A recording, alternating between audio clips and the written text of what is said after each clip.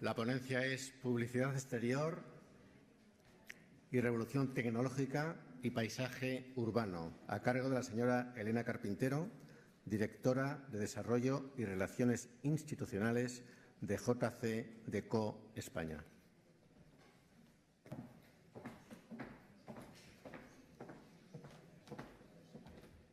Buenos días. Muchas gracias.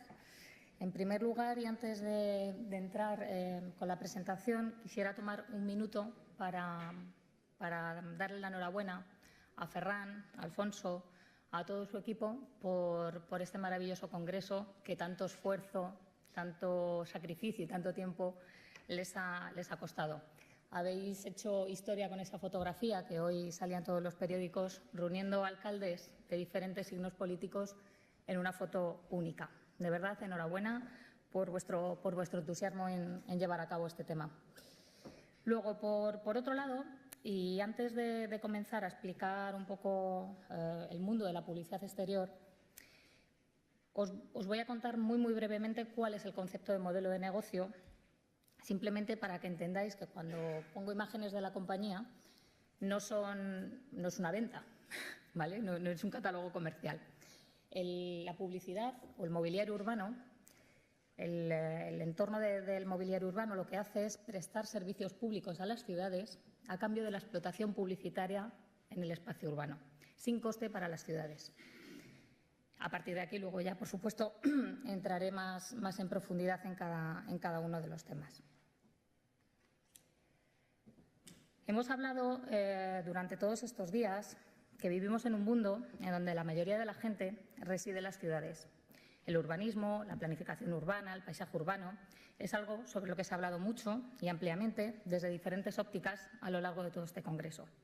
Y que, como resumen, hemos de considerar que construir la ciudad del mañana es el principal objetivo de la humanidad. Tenemos que diseñar un nuevo modelo de desarrollo urbano para afrontar tanto los retos del día a día como los retos de los años que están por venir. Planificar a largo plazo cómo tienen que ser las ciudades del futuro. Decía el doctor Joan Clos el otro día que todas las ciudades del mundo son distintas y dentro de esa diversidad hemos de encontrar las formas y modos de evolucionar hacia el futuro. El primero de los muchos desafíos que tenemos en nuestras ciudades y que estamos afrontando hoy en día es el rápido crecimiento urbano de la población. La mitad de la población urbana mundial ya está urbanizada y los ciudadanos se concentran en áreas que representan tan solo el 2% de la superficie global. Y en los próximos años la población urbana continuará creciendo. Actualmente, 1,3 millones de personas se mudan a las ciudades cada semana. A este ritmo, según la información de las Naciones Unidas, predicen que para el año 2040 el 65% del mundo vivirá en las ciudades. ¿Qué supone esto? Pues en este contexto, la demanda de aire limpio, agua, energía, infraestructuras adecuadas, evidentemente explotará. Hoy nuestras ciudades consumen entre el 60 y el 80% de la energía mundial anual.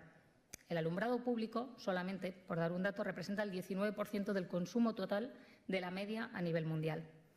Con el incremento de la población urbana, que comentaba antes, la demanda de energía seguirá creciendo, por lo que hay una presión masiva para desarrollar y transformar nuestras ciudades y, por lo tanto, encontrar nuevos sistemas de energía que nos ayuden a afrontar estos retos. ¿Por qué no hay vuelta atrás? Pues porque hoy en día las ciudades lideran la economía mundial. No podemos decidir retroceder a un estilo de vida rural, pero hemos de adaptar las ciudades a las personas. Los agentes económicos son demasiado importantes y potentes a día de hoy. Por ejemplo, en los centros urbanos del top 600 generan el 60% del PIB global a nivel mundial y mañana, dentro de unos años, el 80%. Por tanto, el crecimiento económico sucederá en las ciudades. ¿Cómo hacemos mejor con menos? Es decir, ¿cómo nos adaptamos o cómo necesitamos crear nuevos modelos de negocio en un mundo donde los recursos públicos cada vez son más limitados y donde hay que gestionarlos de la mejor manera, de la mejor forma que nunca? Otro de los conceptos que se han hablado mucho durante estos días en este congreso es sobre el tema de las Smart Cities y lo que entendemos por Smart Cities, que no siempre es lo mismo según quién hable o quién lo entienda. Para aquellos que queramos permanecer en el planeta Tierra, que somos muchos, y nuestros hijos que vienen detrás, necesitamos inventar nuevas maneras de dirigir las ciudades y hacerlas más eficientes, más sostenibles y más habitables. Y la tecnología nos tiene que ayudar a ello, no siendo el objetivo final la tecnología en sí misma, sino una herramienta que nos permita mejorar y adecuar el entorno a las nuevas necesidades. A día de hoy tenemos muchísimos rankings sobre Smart Cities y muchas de las ciudades catalanas o del resto de España pues, están incluidas en estos rankings. ¿Cómo entendemos las ciudades inteligentes o las ciudades smart? Hemos de entender esa ciudad inteligente en base a estos 6 factores que son absolutamente fundamentales. Los ciudadanos, el medio ambiente, la calidad de vida, la economía, la movilidad y la municipalidad. Partimos de la base de la tecnología. Durante los últimos 10-12 años, muchos de las mayores compañías del mundo, sobre todo aquellas dedicadas al mundo de la tecnología, como Cisco o IBM, han trabajado mucho y han invertido mucho dinero en todo el tema Smart Cities. ¿Por qué? Pues porque hay modelos que dentro de esa diversidad de las ciudades pueden ser replicables de unas ciudades a otras. Por tanto, hemos de tomar esa base tecnológica y hemos de abordar las 3 Is, la innovación, la imitación y la inversión, para mejorar nuestras ciudades. ¿Qué supone la tecnología y qué ha supuesto, sobre todo en el mundo de la telefonía y de las redes? En el año 2008 hay, digamos, 3 invasiones, que es la de la población rural hacia la zona urbana, el número de líneas contratadas de banda ancha y el número de personas conectadas a través del Internet de las cosas. ¿Qué supone la tecnología más las redes? Pues una cantidad enorme de datos, un incremento drástico y una avalancha y un diluvio de datos y de información. Yo, que provengo de la Facultad de Ciencias de la Información, recuerdo esa frase que muchas veces se dice, que la información es poder, pero el exceso de información a veces provoca desinformación. Por tanto, ese dato, sin análisis, no sirve de nada. Tenemos que aprovechar la tecnología y las redes que nos proporcionan esos datos para generar y crear ciudades para las personas. Y de todo este contexto, pues evidentemente tenemos que llegar a aterrizar a las ciudades y a la tecnología. El mobiliario urbano es un elemento que está presente en todas las ciudades. Las marquesinas de autobús, los elementos de información municipal, las farolas, los bancos. Existen una serie de elementos en todas las ciudades que son necesarios y que prestan un servicio muy importante para las ciudades. ¿Qué supone eso? Pues, por ejemplo, en el caso de las marquesinas de autobús, en todas las ciudades, de una forma o de otra, están allí. Y es un elemento que está en los puntos más importantes, que está conectado a la corriente, a día de hoy ya en muchos casos a los datos, y que, por tanto, puede dar un paso más allá y ofrecer otra serie de servicios a la ciudad y al ciudadano, como pueden ser pues, todo el tema de sensores, temas de small cells, que ahora hablaré también de ellos, información en tiempo real a través del móvil.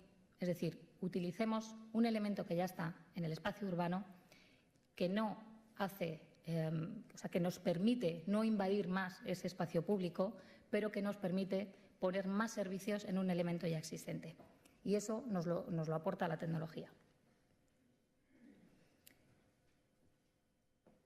Todas las infraestructuras que hay en las ciudades están a día de hoy o tienen la capacidad de interconectarse. De este modo, podemos tener información en tiempo real que a las ciudades les ayude a prestar un mejor servicio a sus ciudadanos en cuanto a términos de movilidad, términos de alumbrado público, cuando enciendes, cuando apagas, cómo pones esa intensidad de luz en función del tiempo, incluso de la climatología.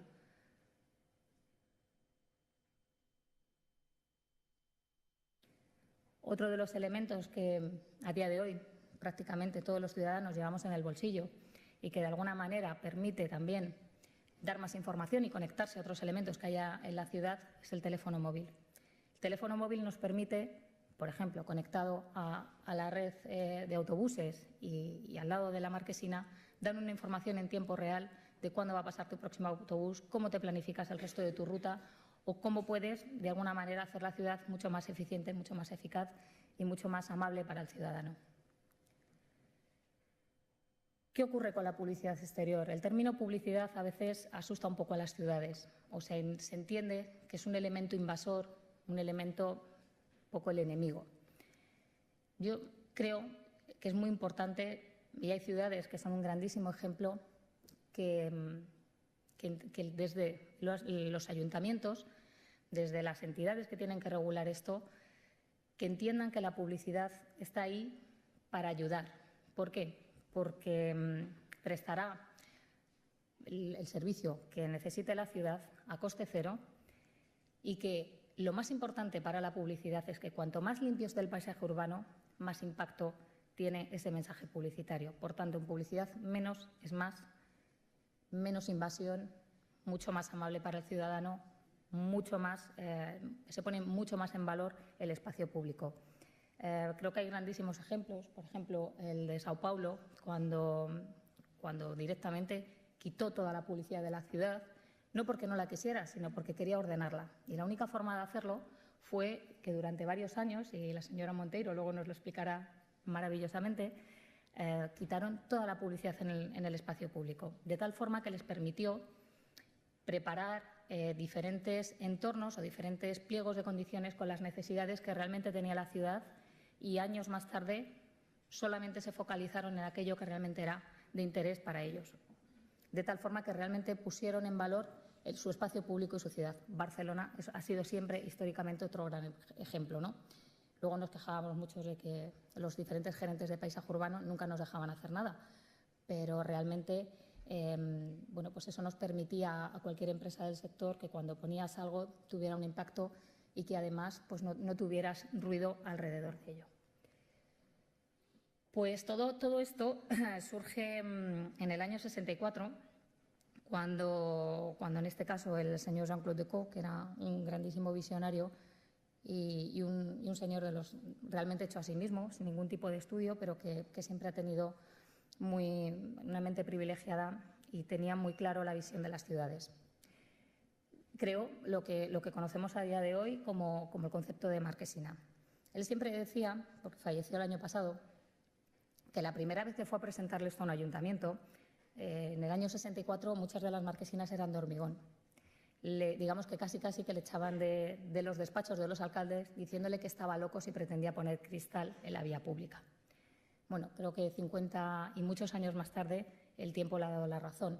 Es decir, la marquesina, como elemento base del mobiliario urbano, necesario absolutamente para el transporte público, se ha convertido en un elemento más de la ciudad y en un elemento diferenciador en muchos casos de muchas de las ciudades. Por ejemplo, cuando comentaba antes el tema de que en publicidad menos es más, este es el metro de Bilbao, es un metro absolutamente maravilloso que diseñó Norman Foster y donde apenas, como podrán ver, hay 8 elementos publicitarios digitales a cada lado, también diseñados por el señor Foster, de tal forma que forman parte del metro, que están integrados dentro del metro y que le permiten a la propia autoridad de metro dar mensajes de información de servicio público a sus usuarios. Y les permiten poner algo que creo que cada vez está siendo más importante, que son mensajes de alerta en casos de emergencia. Es decir, hay casos en los que la tecnología nos permite eliminar cualquier mensaje publicitario o de servicio que se esté dando y enviar mensajes de alerta pues, de evacuación de zonas, en fin. Creo que todo esto permite pues, tener una mayor relación con el cliente y pues prestar un mejor servicio. Cuando comentaba antes el tema del diseño y de las marquesinas, cada ciudad es absolutamente distinta y cada ciudad tiene un paisaje diferente y cada ciudad requiere un diseño diferente. Por eso también ha sido siempre muy importante unir el servicio público al diseño, a la arquitectura, de tal forma, y no recuerdo ahora mismo quién era, creo que era Philip Koch, que decía que el mobiliario urbano era para él microarquitectura. O sea, era una forma de llevar sus diseños a la calle, al disfrute general de todas las ciudades. Evidentemente, una marquesina en San Francisco no tiene nada que ver con una marquesina en Barcelona. El servicio público es el mismo. Sin embargo, el diseño, de alguna forma, marca el paisaje de la ciudad. A día de hoy, como compañía, estamos en las 10 ciudades más influyentes del mundo. ¿Qué nos permite esto? Ser un operador o una compañía que vemos las diferentes necesidades en diferentes puntos del mundo y tratamos de buscar o de dar solución a los diferentes requerimientos de las ciudades. Por tanto, hay muchos elementos que no tienen publicidad en sí mismos. Es decir, cuando un ayuntamiento quiere licitar su espacio público, lo primero que tiene que hacer, por supuesto, es cuanto más limpio mejor para cualquier compañía y, sobre todo, tener muy claro qué servicios quieren que se financien a través de este tipo de contratos. ¿Por qué?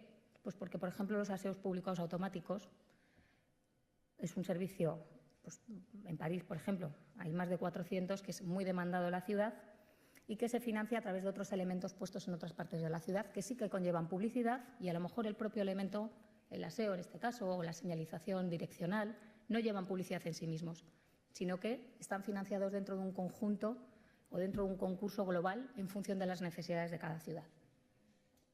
Todo esto, a lo largo de la historia, os decía, aquella marquesina de hormigón, que fue la que luego dio la idea de la marquesina de cristal publicitaria, el elemento de mobiliario urbano para información, siempre una de las caras para información de las ciudades. Cualquier elemento que se instale en la calle tiene que tener una utilidad pública y, sobre todo, tiene que tener un gran mantenimiento, porque puedes tener un elemento maravilloso y, si luego no está mantenido, hemos tenido muchísimos casos en todas las ciudades de infraestructuras maravillosas que se han hecho y que luego no se han podido mantener por falta de dinero, falta de presupuesto. Por tanto, de esta forma, las ciudades lo que se garantizan es, primero, no invierten en el elemento y no invierten en el mantenimiento. Es de los pocos modelos de negocio donde realmente hay un win-win-win. Gana la ciudad, gana la compañía y gana el anunciante. Yo necesito vender esa publicidad, necesito tener esa marquesina limpia. Si tengo esa marquesina limpia, la ciudad gana porque esa marquesina estará siempre impoluta y perfecta para el servicio de sus ciudadanos. Y con todas las nuevas tecnologías tenemos que pensar en un modelo diferente. Es decir, ¿qué nos aporta la tecnología y qué podemos ir más allá en el mundo del mobiliario urbano? Pues en el tema de la conectividad que os comentaba antes, en ese mobiliario urbano inteligente que ya no solamente enseña publicidad, sino que también da información de las ciudades, y en el mundo de la movilidad. París, antes de sacar su concurso de marquesinas, hizo un concurso de ideas en el que pedía a las compañías del sector que pensáramos cómo sería ese mobiliario urbano del futuro. Querían hacer un piloto que estuviera un año en la calle y luego pedir a la gente que diera su opinión sobre aquellas cosas que realmente habían generado interés y que realmente querían replicar en ese contrato más a largo plazo que querían sacar después. Bueno, pues este, por ejemplo, fue uno de los mobiliarios, es un concepto de marquesina. Evidentemente, luego la del futuro, o sea, la del concurso no fue así. Pero, ¿qué tenía interesante esto? Tenía interesante varias cosas. Primero, lo que era la parte, digamos, de pantalla digital, y tenía lo que nosotros llamamos los Live Touch, que son unos elementos, unos iPad gigantes, donde prestabas información de servicio de transporte, turismo. Y luego se trabajó mucho con startups locales y con escuelas locales para que desarrollaran aplicaciones que estuvieran en estos mobiliarios, de tal forma que fueran parte también de las necesidades de la ciudad y que fueran parte de las compañías, de las pequeñas compañías que estaban en París. Y había un elemento que permitía hacer un poco como esto de los anuncios de papeles. O sea, por ejemplo, tú tenías una zapatería y en verano tenías que cubrir una vacante y publicabas tu anuncio de empleo en la marquesina. Y quien iba buscando trabajo podía saber en ese contexto, es decir, daban información contextualizada de empleo, de cosas que ver, de exposiciones. Y creo que todo esto fue muy interesante para luego pues ver hacia dónde quería París enfocar su futuro en cuanto al mobiliario urbano. Esto es otro de los elementos que se puso. Como veréis, tampoco lleva nada de publicidad. El techo es vegetal, justamente por lo que hablaba al principio, tema del medio ambiente. Y es un elemento que solamente daba información de servicio y que permitía a la gente trabajar. Esto estaba puesto en los Campos Elíseos, al final de los Campos Elíseos. Tenía wifi y permitía, pues con un giro de la silla, poder trabajar juntos o pues estar una persona trabajando de forma individual. Había conectores para conectar tu portátil, tu teléfono. Y esto fue otro elemento que se hizo para los parques. Entonces, donde pues se ponían juegos como los que jugamos antiguamente, el ahorcado, las damas, el ajedrez. Y luego, finalmente, de todos estos proyectos, no solamente de los que presentó la compañía, sino de los que presentaron otras empresas, pues París sacó su concurso de mobiliario urbano y la marquesina resultante de todas aquellas experiencias es esta que veis aquí, donde jugó un aspecto fundamental el tema de la información de servicio y el tema de incrementando el número de marquesinas y poniendo pantallas digitales, fuimos capaces de rebajar un 30% el consumo energético de las marquesinas.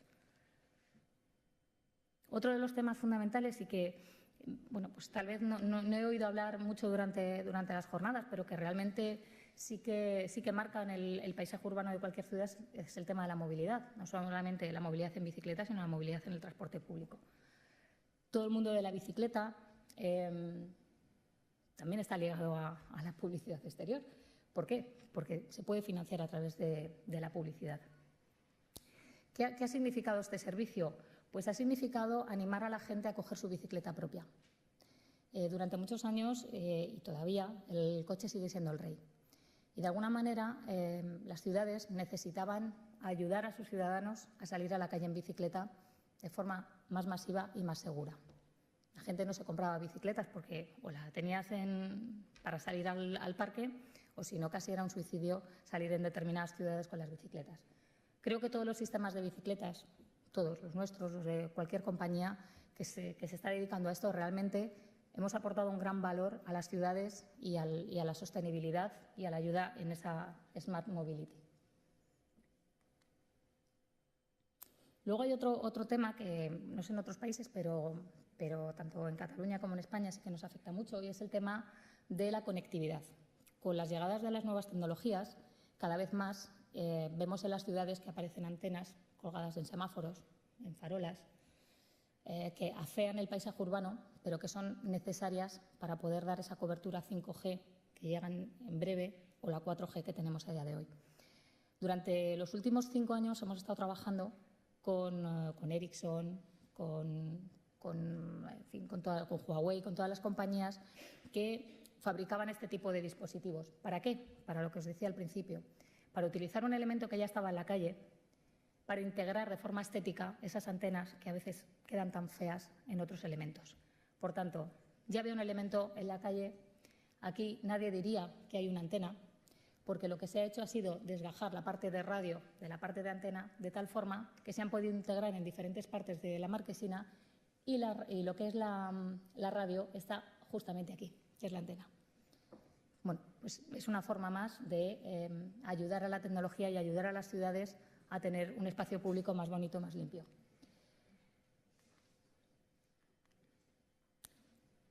Y esto es otro de los temas que también se puede incorporar dentro de los elementos de mobiliario urbano, es decir, los wifis, el wifi municipal, wifis que pueden ser patrocinados para en beneficio de los ciudadanos, para que lo tengan de forma gratuita.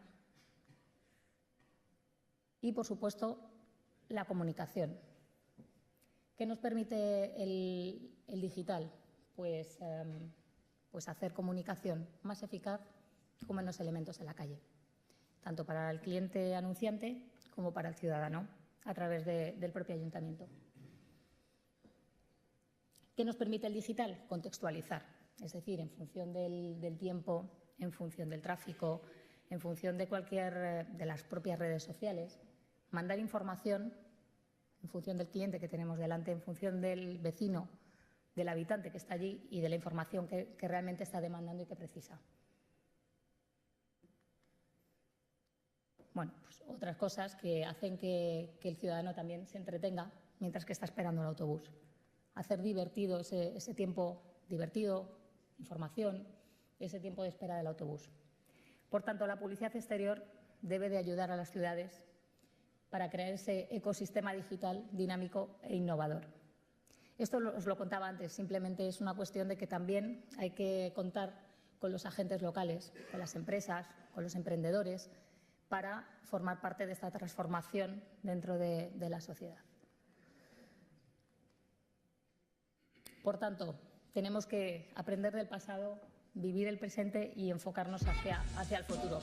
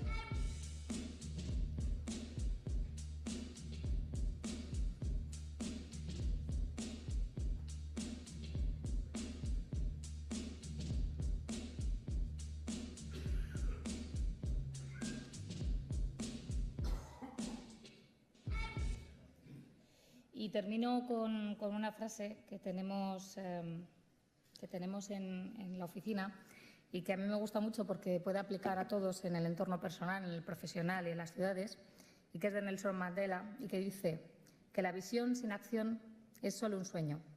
La acción sin la visión es una pérdida de tiempo, pero con visión y con acción podemos cambiar el mundo. Gracias.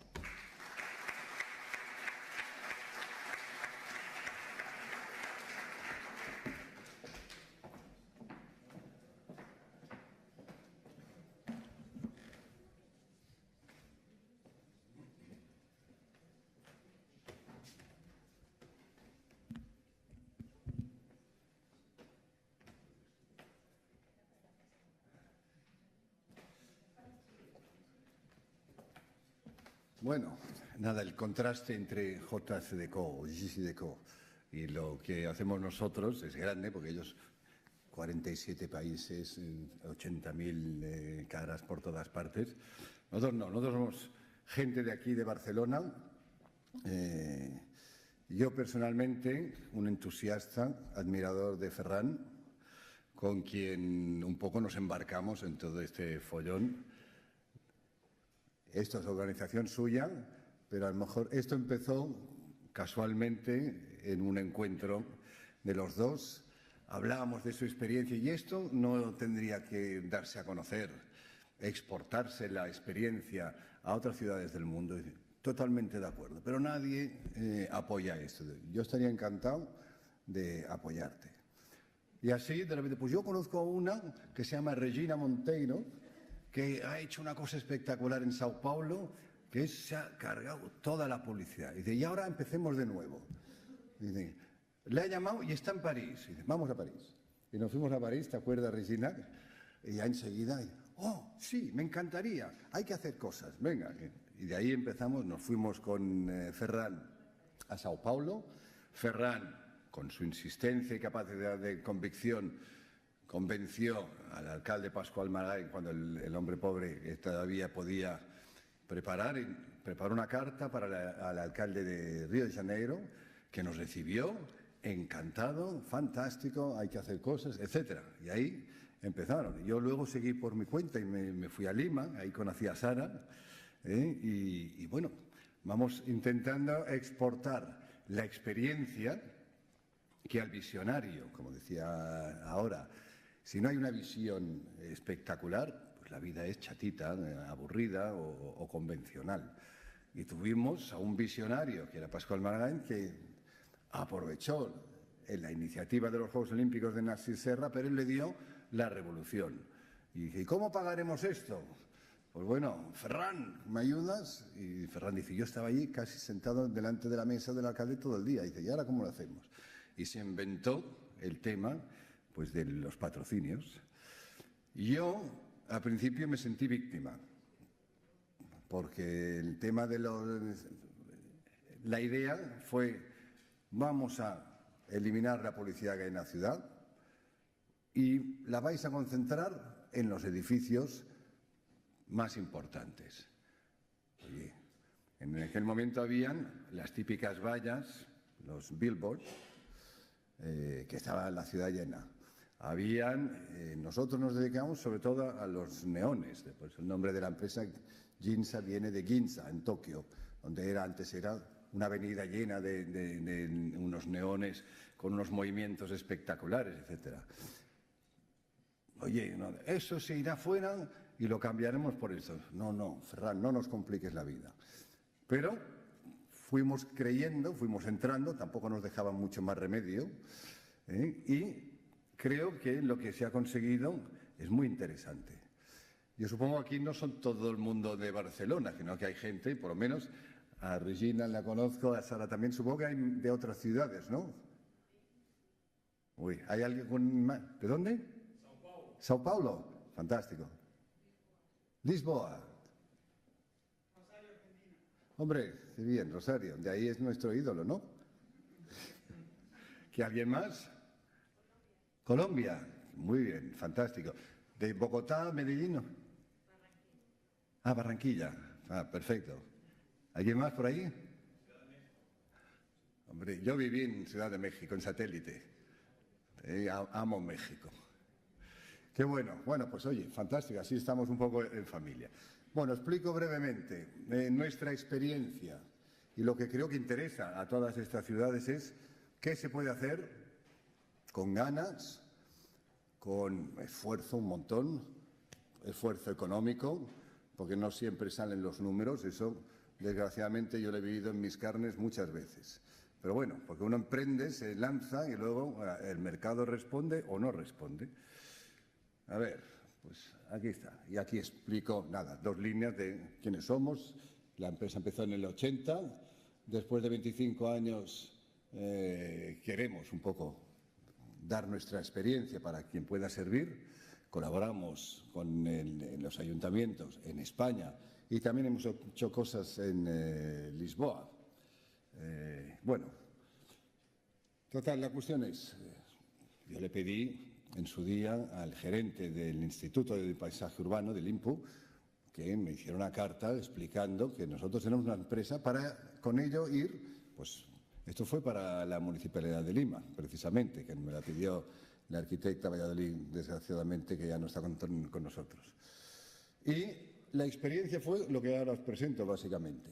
Empezar a arreglar edificios en donde, pues, esto era el edificio, tal como estaba antes de restaurarse, estuvo cubierto, lo que es arriba, con una tela durante el momento de la rehabilitación y quedó un edificio espectacular. Esto es la Casa Milà o Pedrera de Antonio Gaudí, edificio patrimonio de la UNESCO, considerado una de las joyas de la arquitectura. Y encima yo tengo la suerte de tener una tía que vive ahí dentro, en este edificio, y es una maravilla. ¿Verdad, Regina, que estuvimos allá? Y sí, es algo excepcional. Y ves la inteligencia de Gaudí, que es una cosa impresionante. Bueno, pero no solo también aquí, el cine comedia, también. Esto fue hace años, en 1996, una cosa así. También estaba hecho un asco, edificio de un solo propietario, que lo tenía alquilado a los cines, pero los cines pagaban un alquiler muy bajo. El ayuntamiento le apretaba para que, oye, tendrías que un poco poner al día tu fachada, etcétera. Al final, bueno, llegamos nosotros a un acuerdo con ellos y a través de la publicidad se consiguió rehabilitar. La foto aquí no se ve tan claro, pero quedó espectacular. Lo mismo, esto es en la Plaza Cataluña. Había este edificio que antes había sido un banco, ahora debajo está la Apple Store de la Plaza Cataluña. Y también, ahí arriba esto se hizo una cosa espectacular para Armani, que el propio Giorgio Armani nos felicitó, pues es la cosa más espectacular que hemos hecho jamás. He mandado esta fotografía por todos los medios, en Internet, en las publicaciones, en tal, porque estoy orgullosísimo de esto que hemos hecho. O sea que no solo es bueno para la ciudad, sino que las marcas también se sienten orgullosas de colaborar, de hacer algo, porque claro, no es pequeño, esto eran como 5.000 metros cuadrados de anuncio. Los que hace JCDecaux son muchísimos, pero más pequeñitos. Nosotros, poquitos, pero a lo bestia. Gigante. Mega. No, como dirían en México, el mero, pues ahí en Barcelona era este, ¿no? Lo mismo, la Puerta del Sol, un edificio emblemático donde está Tío Pepe, etcétera. Ahí tuvimos también lo estuvimos rehabilitando y quedó un edificio espectacular. También se lo quedó Apple. Parece que nos vaya persiguiendo donde rehabilitamos, luego se queda en el edificio. Esto es en Madrid, otro edificio singular, el edificio Metrópolis, donde se abre la Gran Vía con Alcalá. También, este lo hicimos el año pasado. Espectacular el cambio. Y todo esto siempre, lo bueno, que donde estuvo la idea y que, por ejemplo, a la arquitecta Valladolid de Lima le encantó fue: esto está en un entorno protegido, muchas veces que es el centro histórico de la ciudad o zonas nobles, pero es una actuación temporal, puntual. Es decir, no es que se da un permiso y ya siempre va a estar eso ocupado por la publicidad, o como el concepto que metió ahí Ferran, que ahí no le agradecí yo, de contaminado con publicidad. Contaminación. No, es en el momento que esto se pone en marcha, se restaura, hay que levantar un andamio. Y el andamio hay que protegerlo por seguridad por seguridad de los trabajadores y por seguridad de que no caigan elementos a la calle mientras se trabaja. Pues en vez de haber una tela verde o negra que se ensucia enseguida durante los trabajos, se protege con una tela publicitaria. Pero es que además esta tela publicitaria es la que está pagando las obras en edificios donde por ejemplo, el presupuesto de la obra era enorme. El propietario, que también era un solo propietario, decía: claro, es que a mí si no hay esto, si no está esta ayuda, yo no lo hago.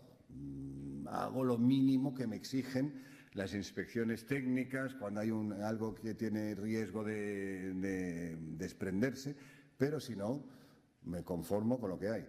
Pero se animan cuando hay una ayuda, y la ayuda es lo que aportan los ingresos publicitarios. En Madrid también hicimos este edificio. Esto es en Bilbao, también fijaros, Bilbao. Bilbao era un caso casi como Barcelona, ciudad sucia, gris, del color. Antes Barcelona tenía este color, todos los edificios, y se transforma en una nueva ciudad.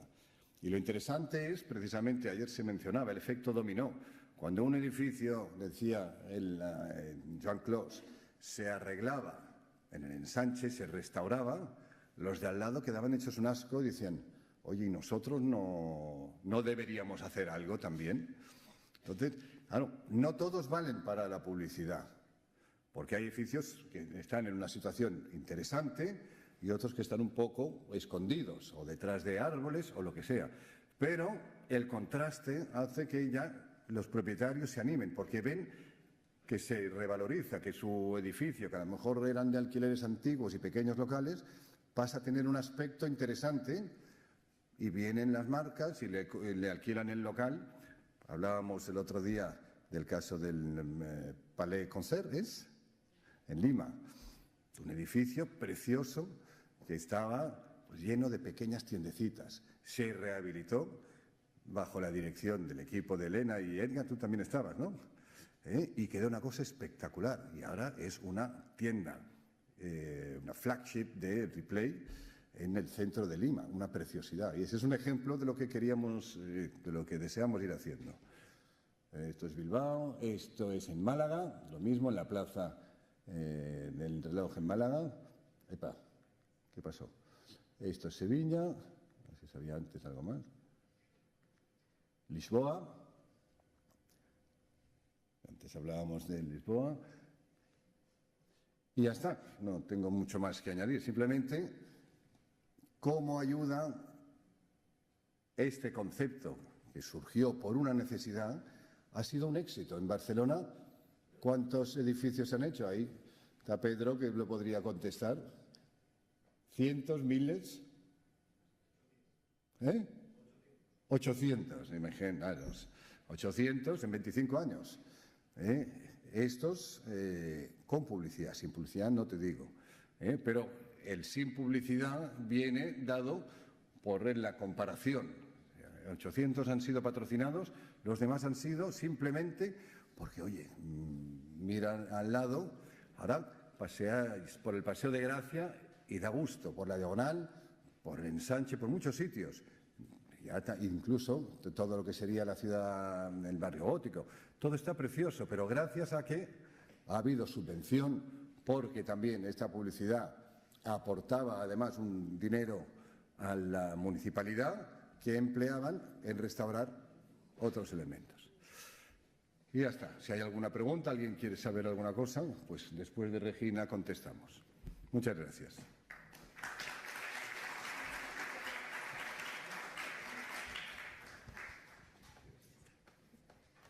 Olá. Fomos a perguntar se temos traductores. Hay traducción del portugués, sí que hay traducción del portugués al español, si no tendré que hablar portuñol, pero hay traducción del portugués al español, el portuñol es conocido en el mundo entero. Sí que hay traducción del portugués al español, sí que hay. Portugués no temos. Sí, portugués-español sí que hay. Vamos de portuñol. Entonces, portuñol, hay traducción, pero hablará portuñol. Bom, creo que esto fue una broma que Ferrano me preparó. Creo que ha sido una broma que Ferran preparó. Gran enemiga número uno, coloca la gran enemiga número uno de la publicidad después de... ¿Qué voy a hablar ahora? ¿Qué voy a decir ahora? Eso es bueno porque bueno, está bien. Para mostrar que la publicidad no tiene que ser el gran enemigo de la ciudad. No tiene que ser el gran enemigo de la ciudad. Tiene que venir justamente para poder pagar todos los servicios que una ciudad necesita. Okay. São Paulo, muy bien. San Pablo es una ciudad que no tiene infraestructura ninguna. No tenemos ni el paseo para los peatones. ¿Cómo vamos a hacer? ¿Cómo vamos a hacerlo? Vamos a colocar, bueno, las paradas donde vamos a colocar las paradas o las piezas de la publicidad. No tenemos un espacio. No tenemos otros tipos de cosas que Barcelona, bueno, no tiene. Por ejemplo, en París, como han contado ya, JC Deco en los 60. Bueno, JC Deco tuvo la idea de si tenemos que cambiar las paradas, vamos a colocar la publicidad. Si durante 20 años se hace una concesión durante 20 años, bueno, pues al final así tenemos la publicidad colocada allí. Y después, en la década de los 80, creo que fue los 80, ¿qué vamos a hacer? Vamos a renovar, vamos a poner más publicidad para la reforma. Y luego, en el año 2000, vamos a hacer? Los paraderos están ótimos. ¿Qué vamos a poner ahora? Está muy bien. ¿Qué vamos a poner ahora? No tiene más o que hacer. Ya tenemos paraderos, ya tenemos muy lindos. ¿Cómo vamos por publicidad? No. ¿Cómo vamos por paraderos? No, vamos a poner... Ahí tiveram a ideia, não sei quem foi, se foi lá a Mairie de Paris, ou se foram... ¿Quién fue quien tuvo la idea? Si fue JDeco. Que tiveram a ideia de fazer as bikes, não? En portugués. Hay portugués, sí, lo ha habido desde siempre. Puede hablar portugués, sería mejor si hablara portugués, la verdad. Ok. Assim a gente acha Entonces os sí, termos certos, voy a encontrar las palabras correctas así en portugués. Entonces, sí que entonces en ese momento las bicicletas compartidas de París, ahí salieron. Bueno, París es una ciudad con toda la infraestructura. Llega una empresa que realmente quiere aprovechar el paisaje de una ciudad como París y el mundo entero quiere visitar esa ciudad. Y entonces así tenemos la publicidad que llega a traer una calidad, aporta calidad al paisaje y también a los ciudadanos. En San Pablo, por desgracia, no tenemos lo mínimo necesario, como iba diciendo, es decir, las calzadas, donde vamos a colocar, bueno, esas marquesinas. Entonces es eso.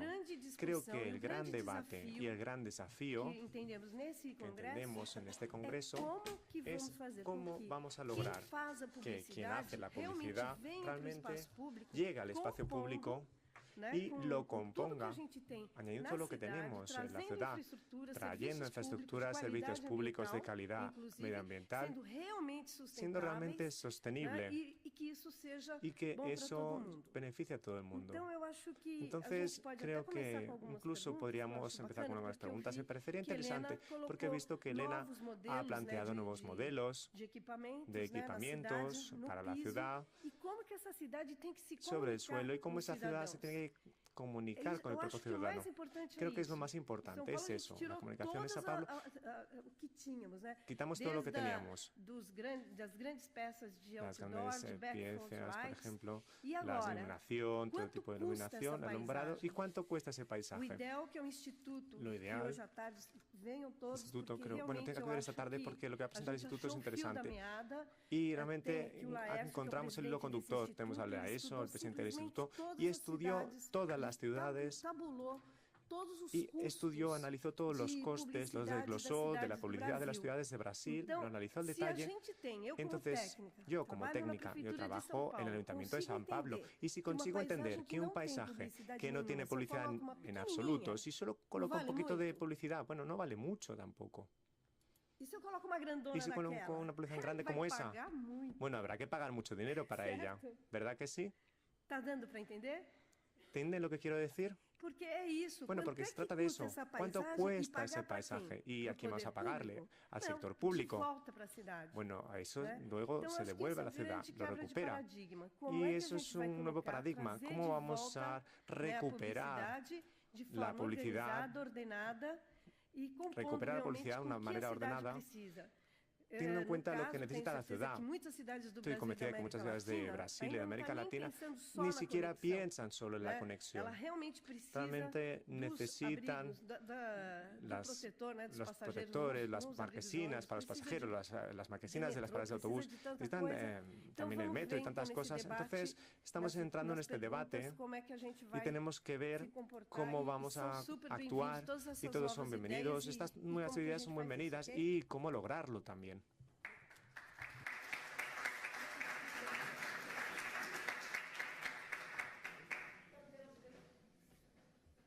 Muchas gracias. ¿Tenemos pregunta? Ahora una pregunta. Tenemos afortunadamente bastante tiempo para el debate, cuando quieras.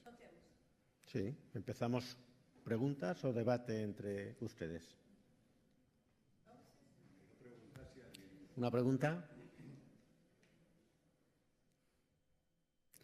En el interesantísimo tema de publicidad urbana.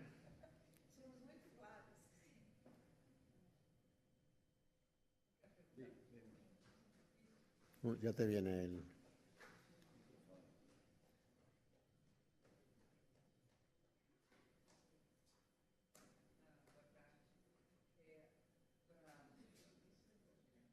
¿El micrófono está apagado? It was connected.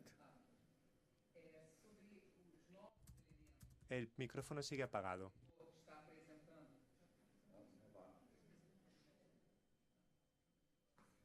The light is connected.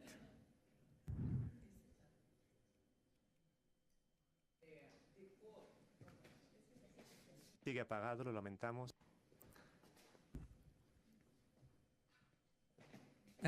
Então, é para adequar a minha pergunta. Bueno, para Deco, en Río de Janeiro nosotros hicimos una licitación de mobiliario urbano en 1999.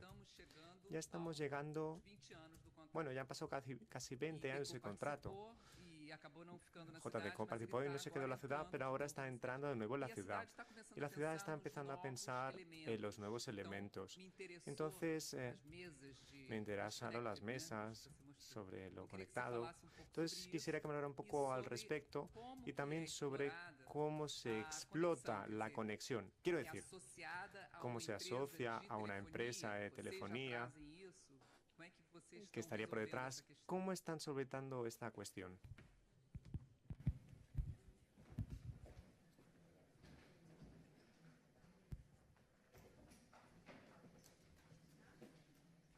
Sí, justamente lo que estábamos viendo, he querido entender que bueno, termináis la concesión ahora y estáis pensando en futuros temas relacionados con las nuevas tecnologías y estos asuntos que acabo de presentar. Por ejemplo, las mesas estas de juego se instalaron en parques públicos y no tenían publicidad. Era para que los ciudadanos pudieran pasar la mañana y jugar a juegos históricos, ¿no? O antiguos. Respecto a todo el tema de conectividad, lo que comentaba es, por un lado, utilizar la marquesina para incorporar equipos de radio que permitan dar cobertura telefónica al entorno. ¿Qué pasa? Que cada vez hay más tráfico de datos y las compañías de telefonía no tienen suficiente con las macroantenas. Por eso tienen que bajar al terreno del espacio público. Por eso se están llenando muchas farolas y muchos semáforos, que comentaba antes, de estos equipos de radio. ¿Qué hemos hecho? Somos un operador neutro en la ciudad, de tal forma que hemos modificado el mobiliario por dentro para poder albergar hasta 4 operadores distintos de telefonía. Es decir, puede estar Vodafone, Movistar, Orange. Y sí, con sus contratos y tecnología. De tal forma que comparten la entrada de datos, luego dentro de la marquesina cada uno tiene su equipo tecnológico. Pero solo tengo acceso, soy cliente de Vodafone, ¿no? Por ejemplo. Es Vodafone quien contacta con nosotros para poder instalar el elemento dentro del mobiliario, porque el mantenimiento en este caso también lo tendríamos que hacer nosotros. Entonces, es una forma de integrar esos equipos dentro de las marquesinas. Siempre asociado a otro uso, como mesa, como silla. ¿Qué sucede? Que el operador necesita datos en la marquesina. Por tanto, esos datos pueden servir para otras cosas. Puede quedarse un canal para la propia ciudad, puede darse conexión wifi gratuita. Es decir, es una forma de que los operadores de telefonía que están utilizando ese espacio presten un servicio adicional y además que no tengan que poner otro elemento más en el espacio público. Ese ha sido un poco el concepto sobre el que se ha trabajado para el tema de las small cells.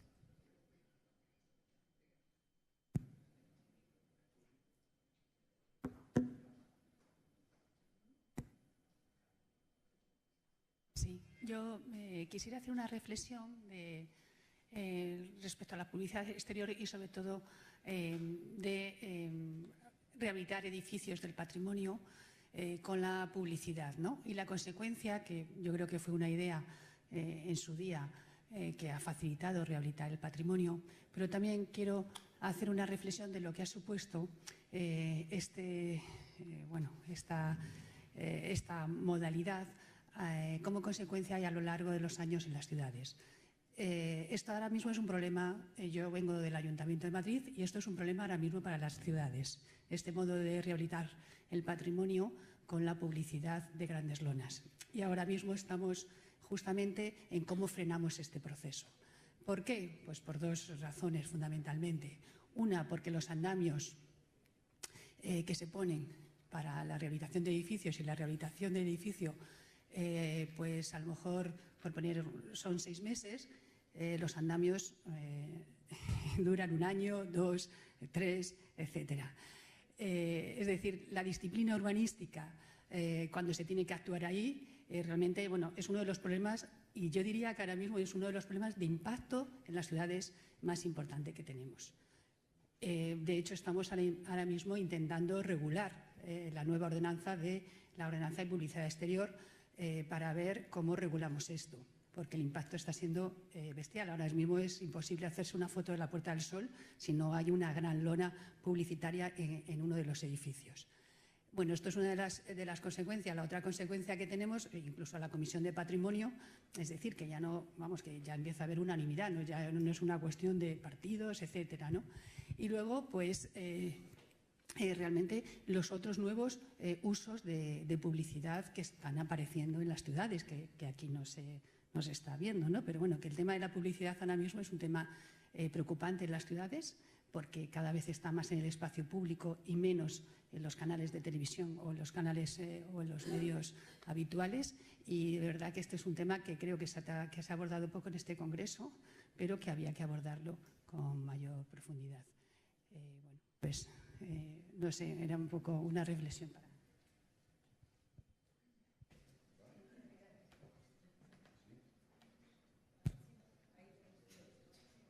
Sí. Bueno, yo participé en la encuesta que se abrió al público acerca de la publicidad. En la página municipal preguntaban, ¿crees que esta ordenanza sirve? ¿Crees que hay exceso? ¿Qué tal? Yo estoy parcialmente de acuerdo. Es decir, hace 5 años a lo mejor habían 4 empresas que nos dedicábamos a esto. En Madrid ahora son más de 10. Eso significa mucha intensidad, pero al mismo tiempo significa que es más difícil de controlar. Cuando antes a nosotros siempre estábamos controladísimos, porque ya hablaba con el personal. Claro, tú vienes aquí a pedirnos licencia, pero hay gente que monta sin pedir. Veían pues letreros en los edificios o en pantallas, que es lo que está sucediendo, detrás de los escaparates. Por todas partes se quería regular, pero no había capacidad de... Solo a los que aparecen por aquí, que te dirán, sí puedes, no puedes, este es el tiempo, la obra da para tanto, no da para más. Entonces yo siempre he dicho, oye, pues homologad a la gente que tenéis referencia, que siguen las normas, siguen la disciplina que se impone en el ayuntamiento, y nosotros colaboraremos en frenar todo lo que no sea oficial o legal, que está lleno. Es como el mundo de las billboards. Hay empresas que se dedican a montar las vallas hasta que les denuncien. Cuando les denuncian, la sacan y se la llevan a otro sitio. La montan hasta que le denuncien. Y empresas, algunas no pequeñas. Me vino una Adif, para decir, oye, tengo un montón de vallas, pero no cobro nada porque no sé quién las ha montado. Y yo fui a ver y dije, sí, pues mira, aquí es esta empresa, aquí es esta otra, es esta otra. Y esto no tiene un valor, hombre, sobre todo lo que tiene es cara dura, porque en tu terreno montan sin informarte, y incluso a veces pinchan la luz de la cometida de la propiedad. Entonces, hay muy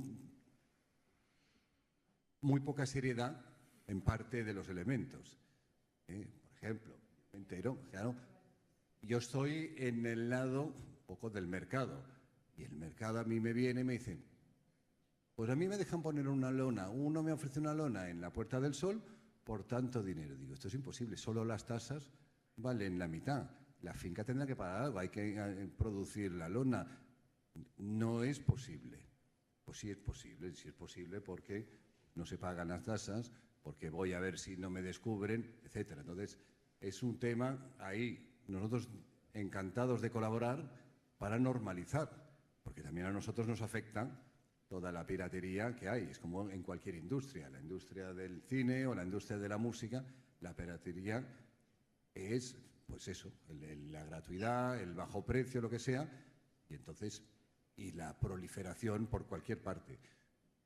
Pero yo digo, pagando todo lo que hay que pagar, y no me da para estar mucho tiempo y en todas partes. El mercado tampoco responde para eso. O sea que es un problema de realmente homologar o controlar lo suficiente para que no se desmadre este aspecto. Y también controlar, es decir, oye, este edificio se ha rehabilitado hace 2 años, pues no le toca.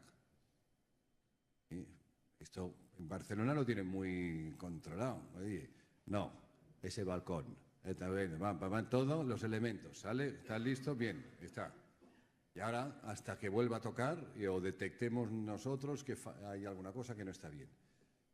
Esa base de, también he visto, claro, a mí me afecta porque yo patrocino porque pago a la comunidad para que pague sus obras y en algunos sitios, ¿cómo lo han podido hacer? Pues porque han subido el andamio y han pintado con brocha el edificio y se acabó. Ahí no se ha restaurado nada, ha servido como excusa para la publicidad, que entiendo la queja perfectamente, pero claro, eso es que necesita un cierto control. Regina quería hablar.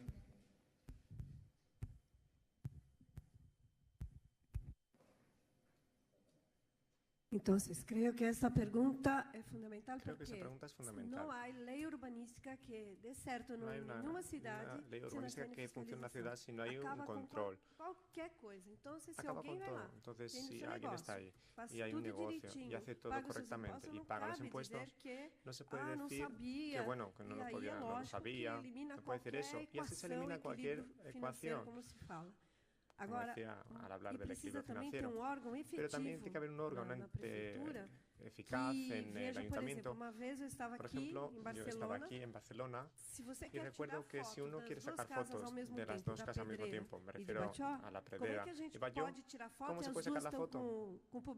Si las 2 tienen publicidad delante, la única oportunidad que tenemos en la vida, bueno, es sacar la foto de la publicidad. Entonces, claro, esa gestión del paisaje es muy importante.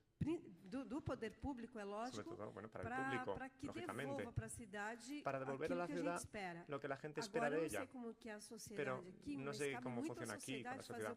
Pero también incumbe a la sociedad ese papel. Es irregular, eso no puede ser. Empezaría a hacer algo al respecto. Muy bien. ¿Alguna otra cuestión, alguna otra puntualización por parte de los señores ponentes? Pues un aplauso por su aportación.